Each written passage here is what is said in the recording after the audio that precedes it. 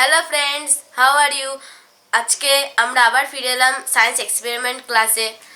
আজকে এই বইটির 30 নম্বর এক্সপেরিমেন্ট আমরা করতে চলেছি।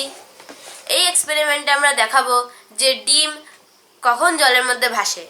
জলের ঘনত্বের উপর নির্ভর করে ডিম জলের মধ্যে ভাসে।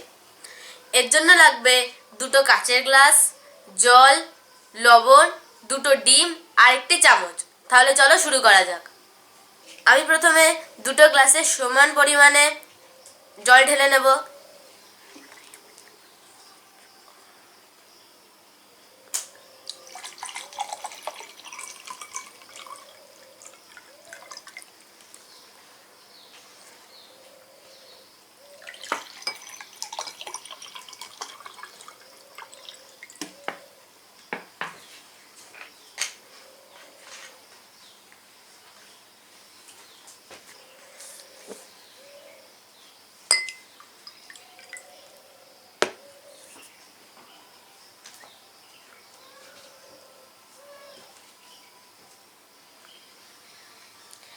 তারপর দুটো ডিমকে জলের মধ্যে ছেড়ে দেব।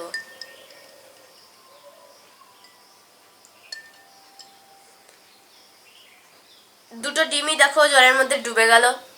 এবার আমি যে কোনো একটা গ্লাসে লবণ মেশাবো আর গুলতে থাকবো।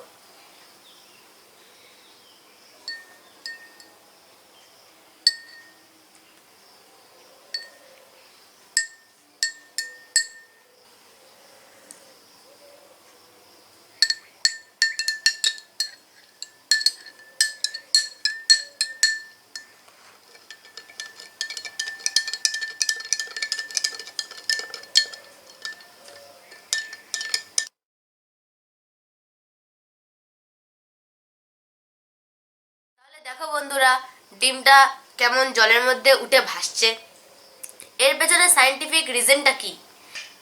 এর পেছনে সায়েন্টিফিক কারণটা হলো the eggs will sink in fresh water because it has greater density than the water. The egg will float in the sea water because when salt is added to the water, its density becomes greater than that of the egg. That makes the egg float. এর অর্থ এই যে fresh ওয়াটারে মানে এই গ্লাসটাতে ডিমটি ডুবে যাবে। কারণ কি, এই জলের ঘনত্ব ডিমের ঘনত্বের চেয়ে কম। আর এইটা হলো লবণাত্মক জল, যেমন সি ওয়াটার। সেইখানে যদি তুমি একটা ডিম ছেড়ে দাও তাহলে ওটা ভাসবে। কারণ কি, জলের ঘনত্বটা ডিমের ঘনত্বের চেয়ে বেশি। তোমরা এভাবে প্র্যাকটিস করবে। যদি ভিডিওটা ভালো লাগে লাইক করবে, শেয়ার করবে ও চ্যানেলটিকে সাবস্ক্রাইব করবে। তাহলে আজকে এই পর্যন্ত, আবার পরের ভিডিওতে দেখা হবে। বাই।